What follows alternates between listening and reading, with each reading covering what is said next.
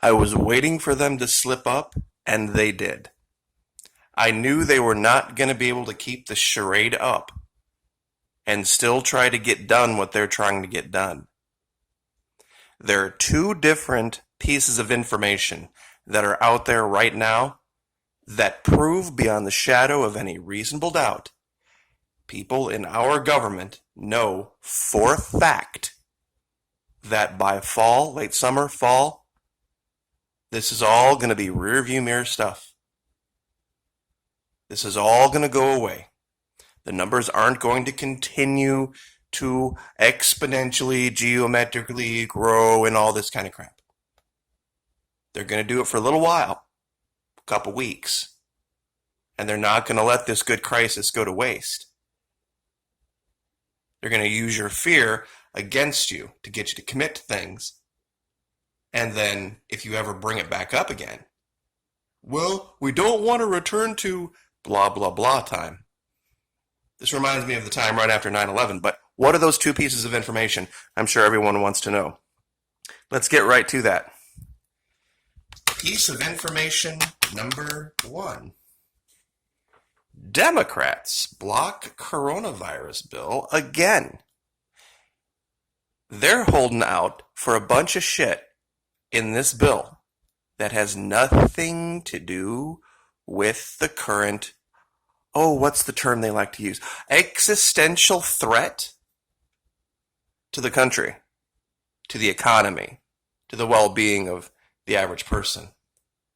If this were truly the pandemic global crisis that's going to throw us all back into the Stone Age, all this kind of crap, why would they be holding out for different standards for airline emissions with this bill to save our economy from certain doom?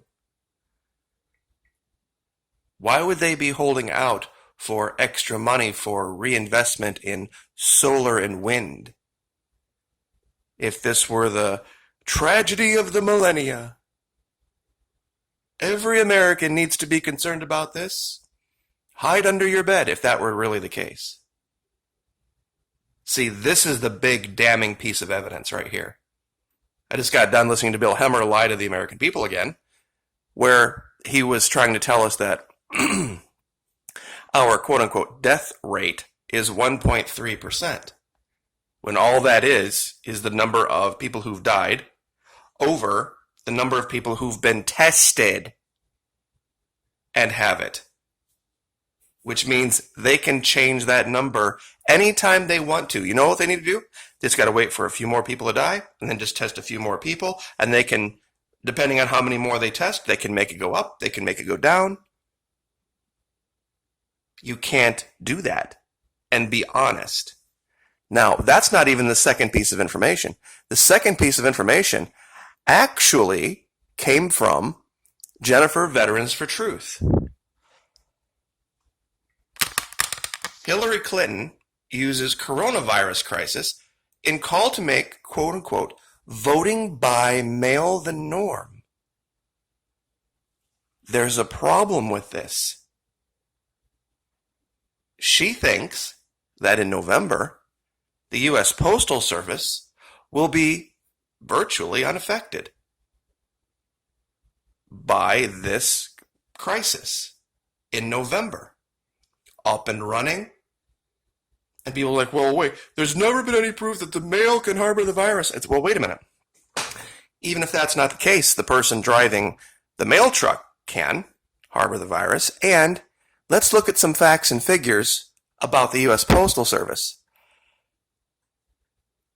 Now, forget for 1 minute the actual mail itself. How do you think it gets from A to B? There are 231,843 delivery routes and 232,372 vehicles. Who do you think is going to do maintenance on those vehicles? Who's going to build the new ones as the old ones fall apart? That happens every year. There have to be purchases made. Those vehicles have to be delivered. Somebody's got to be putting gas in them. Somebody's got to be maintaining them. Somebody's got to be driving them. There has to be a whole giant operational infrastructure going on for there to be voting by mail. All this has to be running seamlessly. 497,157 career employees. 146.4, I believe, billion pieces of mail. 158.6 million delivery points, meaning places where interactions can happen.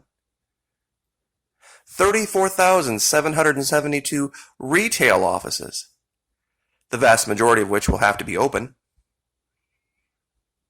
Who's going to run those mail sorting centers? Who's going to do the maintenance at the mail sorting centers?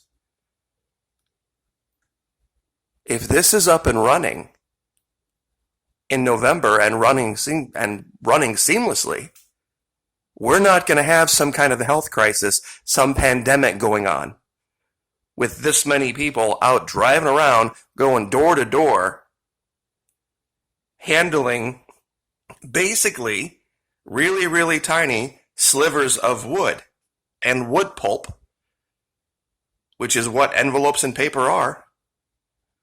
Oh, and by the way, who's going to be operating all of the paper factories? See, for there to be mail, there needs to be something to print it on. So we're going to have paper, and we're going to have ink, and there's going to have to be stamps, and there's going to have to be all sorts of these other things going on. And Hilary Clinton seems to think that in November that's not going to be a problem. But of course, they say stuff like this, not realizing that we have the ability to go, hey, wait a minute. How can this be so? How can she say this about November of the coming year? See, we're right here in March, right now. And this all kind of started over here. And I remember way back here on the 7th, people telling me, you just wait until next week. You're going to be eating your words. Well, let's see. Next week went by, and the week after that went by, and now we're in this week here. And why do I bet that by this time next week, I'm going to be hearing the same bullshit? And there's still not going to be this vast, giant cordwood stacks of corpses everywhere and all this. And you know what they've fall back on? Well, you have to know China's really lying. They probably have 70 or 80 million dead because they had 80 million canceled phone things, and that's the only explanation. That's the only reason that anybody would ever cancel the cell phone bills, because they just kicked over dead of the coronavirus. And there are people out there that need this to be true. That's what a lot of people don't understand. They have such an emotional investment in crises like this, because when they buy into it and then they get proven wrong, they can't admit it because they just don't have enough sense of self to ever admit they made a mistake. To ever admit, the government lied to you again. They have the old saying, if it's ever too good to be true, it probably is. Same thing goes the other way. Nothing is ever really quite as bad as what it seems. We got through 9/11. We got through a lot of things. Zika, swine flu, bird flu, Ebola.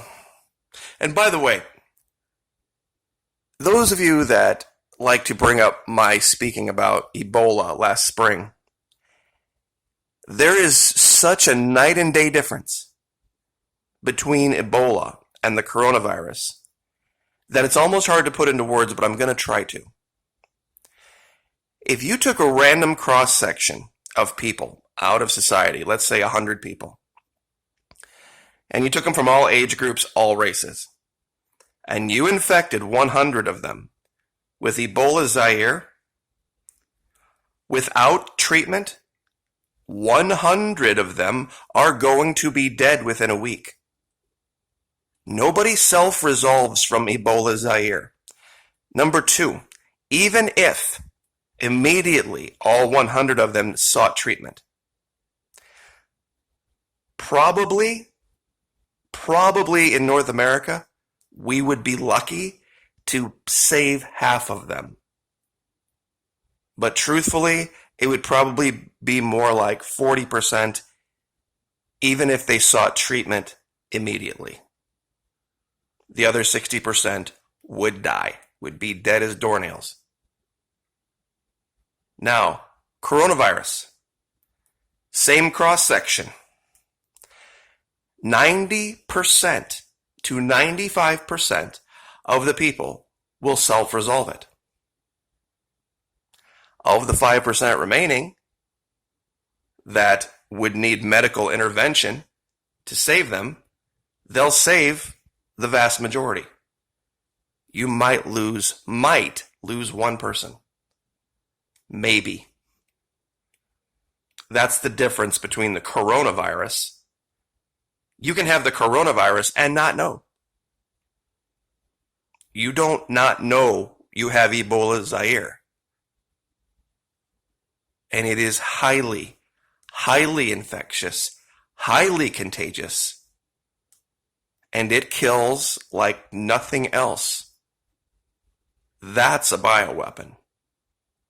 If that were here, if that had been here since January, we wouldn't be speaking right now.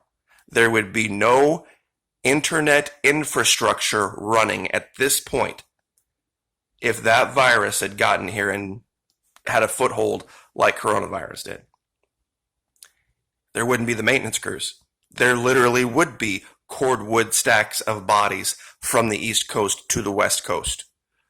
We're talking about an event that would kill within the first 3 to 6 months, would kill half of our population, half of it, in the first 3 to 6 months. No matter what the government did, no matter how many checks they decided they wanted to decide to write to people to fix the economy, no matter how much quarantining you did, that would be the case if that disease ever gets out. Coronavirus is the common cold. And in certain small sections of the country that are getting magnified in the media right now, it's a problem. It's always been a problem. You see, they're talking about these quote-unquote young, healthy people. I'd really like to talk to those young, quote-unquote healthy people and see how many of them are weed smokers or smokers of something else who have weakened and damaged and destroyed their lungs over the last 5 to 10 years with the new legalization wave. Yeah, if you have compromised lungs and you're used to filling them full of that tar and danky crap all the time, and you get something like this, oh, you betcha, you're in a world of hurt. You might need a respirator. I don't qualify that in my mind as a quote-unquote young, healthy adult. But of course, they want to play the game where they don't offend anyone. But ask yourself the question about the Postal Service, Hillary Clinton's statements, and why the Democrats are holding out. And I'm not saying the Republicans wouldn't, but these are the people that started this for all of these little pet projects. And you'll see why. This is a giant nothing burger that a lot of people are going to be ashamed that they fell for it in the next few months. Like, share, subscribe.